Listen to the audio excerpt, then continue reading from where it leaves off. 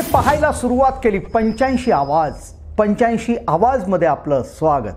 तर अजित पवारांना बरोबर घेतलेच नसते, विनोद तावडेचं मोठं विधान. उद्धव ठाकरे यांनी भाजपसोबत गद्दारी केली नसती तर महाराष्ट्रात राष्ट्रवादी काँग्रेसला आम्ही सोबत घेतले नसते. मात्र राज्यात आता महायुती असल्यामुळे आगामी निवडणुकीत महायुती म्हणून निवडणूक लढणार असून राज्यातील 48 पैकी 45 पेक्षा अधिक जागेवर विजयी होऊ शकतो, असं मत भारतीय जनता पक्षाचे राष्ट्रीय सरचिटणीस विनोद तावडे यांनी व्यक्त केलं.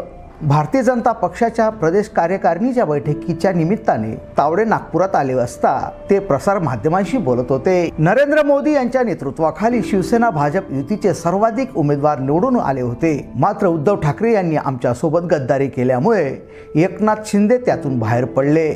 शिंदे फडणवीस सरकार राज्यात असतानाच अजित पवार आमच्या सोबत आले. त्यावेळी उद्धव ठाकरे यांनी गद्दारी केली नसती तर अजित पवार यांना आम्ही सोबत घेतले नसते. महाराष्ट्रात येत्या विधानसभा निवडणुकीत भाजप सामूहिक नेतृत्वात निवडणूक लढणार असून या निवडणुकीनंतर मुख्यमंत्री पदाचा निर्णयही सामूहिकरित्या घेण्यात येणार आहे. भाजपने 2014 नंतर राजकारणाची दिशा बदलवली असून येत्या लोकसभा निवडणुकीत भाजपचे लक्ष्य लोकसभेच्या 400 जागांचे आहे.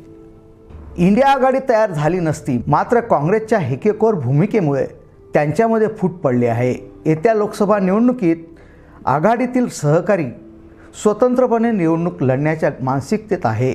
आघाडीमुळे असेही भाजपला काही नुकसान नव्हते. मोदी यांच्यावर जनतेच्या विश्वासामुळे भाजपला यश मिळेल.